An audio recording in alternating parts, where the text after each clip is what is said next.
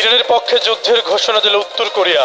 তেহরানের সম্মতি পেলে ইসরায়েলে চালানো হবে হামলা। প্রেসিডেন্ট কিমের স্পষ্ট বার্তা। মধ্যপ্রাচ্যে সামরিক উত্তেজনার আগুন যখন দিন দিন আরো দাউ দাউ করে জ্বলছে, ঠিক তখনই বিস্ফোরক এক বক্তব্য দিয়ে আলোচনার কেন্দ্রবিন্দুতে উঠে এলেন উত্তর কোরিয়ার সর্বোচ্চ নেতা কিম জং উন।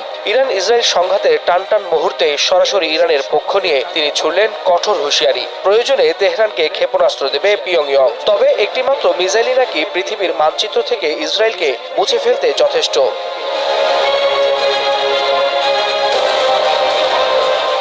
গত শনিবার ইরানে ইসরায়েল যুক্তরাষ্ট্রের হামলার পর 3 দিন চুপ ছিলেন কিম। এই নীরবতা ঘিরে সামাজিক যোগাযোগ মাধ্যমে শুরু হয় নানা জল্পনা। এমনকি রসিকতা করে অনেকে প্রশ্ন তোলেন, মিসাইল ম্যান কি তবে এবার মাঠের বাইরে? কিন্তু মঙ্গলবার সকালে সেই নীরবতা ভাঙতেই যেন বোমা ফাটালেন তিনি। স্পষ্ট ভাষায় জানালেন, ইরান চাইলে উত্তর কোরিয়া ইসরায়েলের বিরুদ্ধে ক্ষেপণাস্ত্র সহায়তা দেবে, আর এই ক্ষেপণাস্ত্রের একটাই নাকি পৃথিবীর মানচিত্র থেকে ইসরায়েলকে মুছে ফেলতে যথেষ্ট।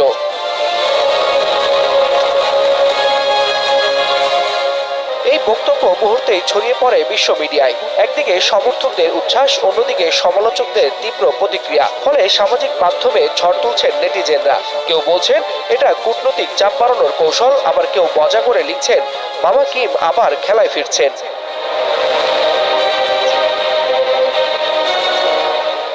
তবে ইসরায়েল মার্কিন ও ইরান সংঘাতের বাস্তব চিত্র খুবই ভয়াবহ। যুক্তরাষ্ট্র এরই মধ্যে মধ্যপ্রাচ্যের অন্তত 14টি দেশ থেকে নিজ দেশের নাগরিকদের দ্রুত সরে যাওয়ার নির্দেশ দিয়েছে। সৌদি আরব ও কাতার সহ একাধিক দেশে জারি করা হয়েছে ভ্রমণ সতর্কতা। এদিকে মানবাধিকার সংস্থাগুলোর তথ্য অনুযায়ী গত 28 ফেব্রুয়ারি শুরু হওয়া হামলার পর ইরানে এখন পর্যন্ত 1000-এরও বেশি সামরিক বেসামরিক নাগরিক নিহত হয়েছেন, যাদের মধ্যে আবার উল্লেখযোগ্য সংখ্যক শিশু রয়েছে। এমন বাস্তবতায় মিসাইল ম্যান খ্যাত কিমের এই হুঁশিয়ারি মধ্যপ্রাচ্যে শুরু হওয়া দাবানলে নতুন করে ঘি ঢালার সমান, এমনটাই বলছেন বিশ্লেষকরা।